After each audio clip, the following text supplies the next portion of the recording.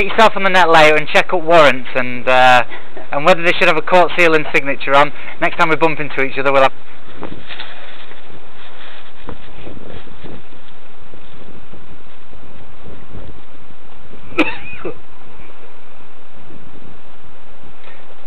You must have thought there was more to the job when you joined up than going out enforcing gas warrants. There's a lot of issues with the job. When was that time you actually did any proper police work? When was the last time you did any proper police work? Seriously. Hand on out.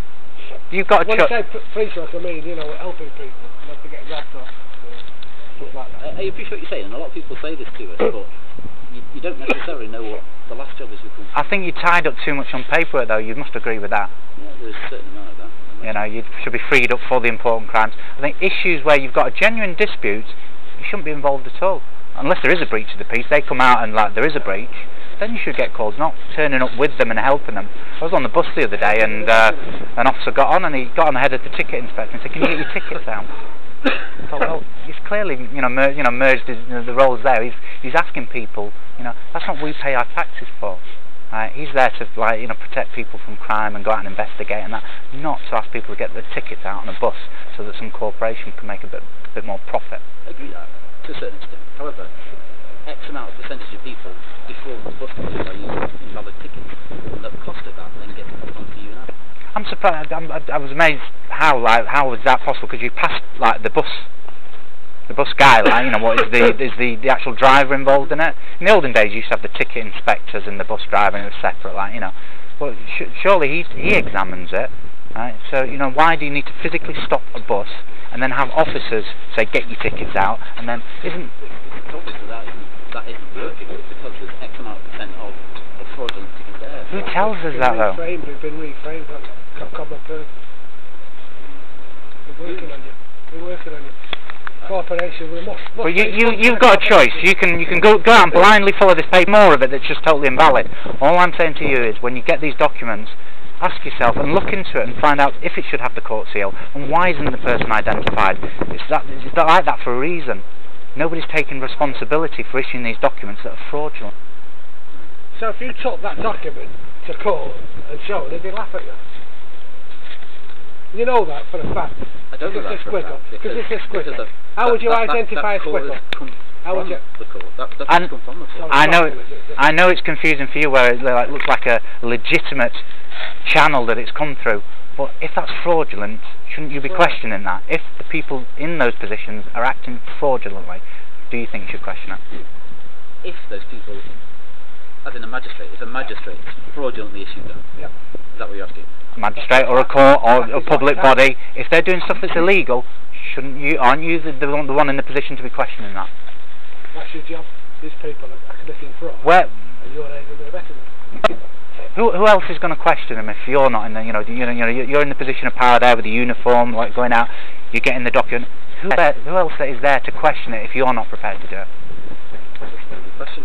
I didn't say I wasn't prepared to do it, but this. So why don't you even look at it? That has been issued by a court. Why don't you even? You keep saying that you don't seem to understand. You keep reiterating again. It's a court. Have you ever heard of court de facto and a court de jure? You know what a court de jure is? We get the jury in it. Court de facto. Facts. Administration. What's happening now is lots of things have been shortcutted just for ease, like the bypassing, having contracts, because it's easy just to say, "Oh, you're in a verbal contract." Well, that's not the law. It's not the law of the land in this country. If they're supposed to. But in that circumstance, you accept the services under that contract for X amount of period of time without raising an issue. I think there's a big stack of paper there where you've raised an issue. Yeah, which I keep showing. How long have you been successful? What's that got to do with anything? I've raised the issue since June, as I've showed you. I mean, you entered into 6 payment plans with them in order to clear those debts. Why should you know that? So there's 6 agreements to pay X amount of. Isn't that a breach of the Data Protection Act? It's on this court documentation, which you wanted me to look at. I don't understand what he's on about, because I have asked them for proof that I owe it. I've asked them for the contract. It's perfectly entitled to, right? Which they haven't provided me with. Why? They've got to have a contract as per the 1974 Consumer Credit Act. Right. So when you ask for it, they're supposed to provide it. Okay. Right, so why have they not provided that document? Why? I don't know. So why haven't you investigated that? Why have you just took their word? Told me that was a civil matter. No, you can't be both ways. So you're saying that. No, you can't. So what you're saying is this civil matter you now want the police to be involved in? No, you're saying, you're trying to say. Hey, but you're here preventing a breach of the peace, like, and that's what you said your role was. But clearly, it's not just that. You're allowing these people to.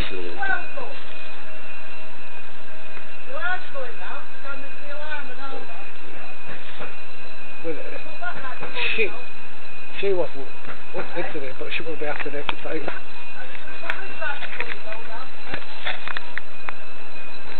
I'm talking about my wife, a lot of these companies are acting outside the law. They're breaching things like the 1974 Consumer Credit Act. Contact your own company later and just ask them for a copy and see what they provide you, and see whether you think it's lawful what's going on. I believe they're charging too much for gas and electric because they pay millions of pounds for bonuses of these 6 private corporations. It's not even that. In 1933, the country's been declared bankrupt. There's no money at stake. It works on credit and debit. You know, it really, really does. It's a nonsense. This is just a fear factor, and you're aiding and abetting them. Literally. I mean, it's just discharging credit. Everything. Your signature's incredibly important. It really is. For authenticating things, and your signature, on checkbooks, whatever you do, you sign it, you get your paperwork.